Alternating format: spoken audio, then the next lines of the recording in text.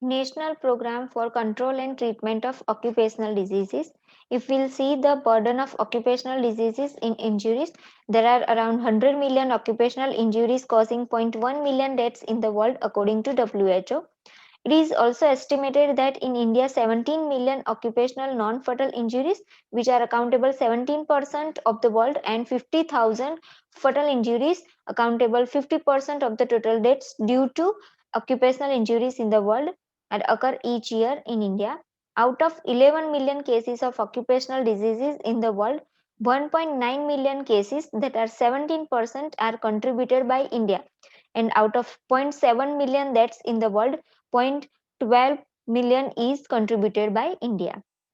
There are adverse occupational factors have been estimated to cause 2 to 14% of gross national products for various countries.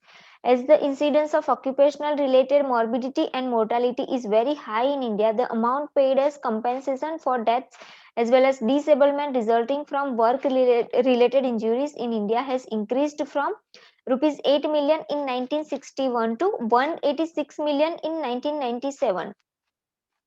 We'll see the major occupational illness. National Institute of Occupational Safety and Health, that is NIOSH, has developed a priority list of 10 leading work-related illnesses and injuries. Now, there are three criteria were used to develop the list. Those are the frequency of occurrence of the illness or injury. Then, second is its severity in individual cases. The third is its potential for prevention. The occupational lung disease is the first on the list according to NIOSH. Then silicosis, asbestosis, and biocinosis are still prevalent in many parts of the world. The prevalence of occupational asthma varies from 10% to nearly all of the workers in certain high risk occupations.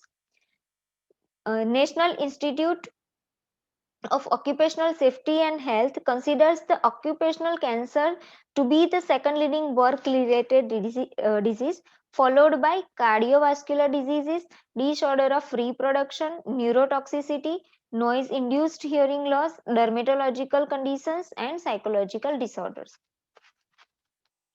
So, there are some categories of major occupational diseases which we can consider, like occupational injuries, occupational lung diseases, occupational cancers, occupational dermatosis, occupational infections, occupation toxicology, occupational mental disorders. Likewise, occupational disorders can be grouped according to etiological factors also. If you see the occupational injuries related to ergonomic related, then chemical occupational factors like dust, gases, acid, alkali, metals, etc. Then physical occupational factors like noise, heat, radiation. Biological occupational factors are there. Then behavioral occupational factors will be there. Social occupational factors will be there. In India, prevalence of silicosis was 6.2% to 34% in minors, then around 4.1% in manganese minors. Then there are so many uh, prevalence rates are there. The prevalence of asbestosis was extended from 3% in asbestos minors to 21% in male workers. In if we consider textile workers, then in textile workers the biocinosis was as common as around 50%. Then national status in terms of body mass index, that is BMI of the worker, is also significantly low. So ultimately the occupational health disease are increasingly day by day. So to overcome those diseases, to reduce the prevalence rate of occupational hazards, the government of India has launched program. Occupational health was one of the components of the National Health Policy 1983 and now also included in National Health Policy 2002, but very little attention has been paid to mitigate the effect of occupational diseases through the proper program. So Ministry of Health and Family Welfare, Government of India has launched a scheme which is entitled National Program for Control and Treatment of Occupational Diseases in 1998.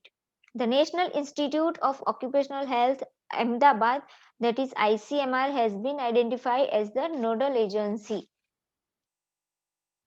there are some research projects has been proposed to initiate by the government. The first is prevention and control treatment of silicotuberculosis in industry. Then occupational health problems of tobacco harvesters and prevention. Then hazardous process and chemicals database generation, documentation and information dissemination. Other research are capacity building to promote research, education training at National Institute of Occupational Diseases, then health risk assessment and development of interventions program in cottage industries with the high risk of silicosis. Prevention and control of occupational health hazards among the salt workers in the remote desert areas of Gujarat as well as Western Rajasthan. Then we'll see some global strategy which are adopted for occupational health. The global strategy for achieving occupational health for all, according to WHO 1999, which includes some around 10 major areas for the action. The areas are strengthening of international as well as national policies for health at work and development of policy tools.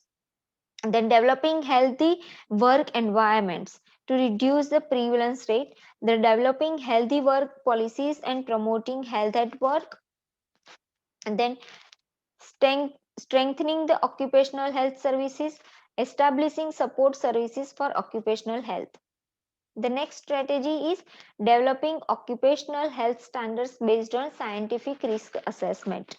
Then developing human resources for occupational health. Then establishing registration and data system including development of information services for experts, effective transmission of data and raising the public awareness through strengthened public information system through the proper IEC activities. Then strengthening research to find out further occupational problems, then developing collaboration in occupational health services and organizations. Okay, so this is what about occupational health and the program launched by Government of India related to control and treatment of those occupational diseases.